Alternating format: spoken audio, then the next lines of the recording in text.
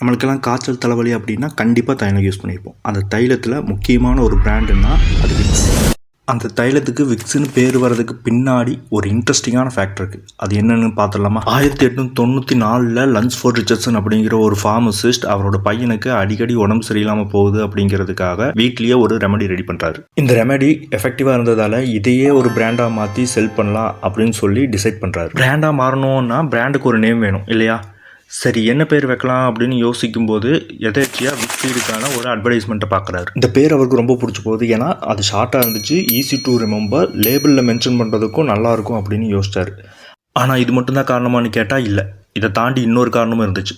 அது அவரோட brother in law doctor Joshua Vick. ஒரு டாக்டரோட பேர்லேயே தைலம் வரும்போது மக்கள் அதை ஈஸியாக நம்புவாங்க, சீக்கிரம் அடாப்ட் பண்ணிக்குவாங்க அப்படின்னு நினச்சார். யூனோவாட், ரிச்சர்ட்சன் நினச்ச மாதிரியே மக்கள் விக்ஸை நம்ப ஆரம்பித்தாங்க, சீக்கிரம் அடாப்ட் பண்ணவும் ஆரம்பித்தாங்க. இன்றைக்கி மக்களோட நம்பிக்கையை கடந்து 130 வருஷத்துக்கு மேலே கிட்டத்தட்ட 70 கண்ட்ரீஸில் விக்ஸ் ஒரு சக்ஸஸ்ஃபுல் பிராண்டாக சஸ்டைன் ஆகிட்டுருக்கு.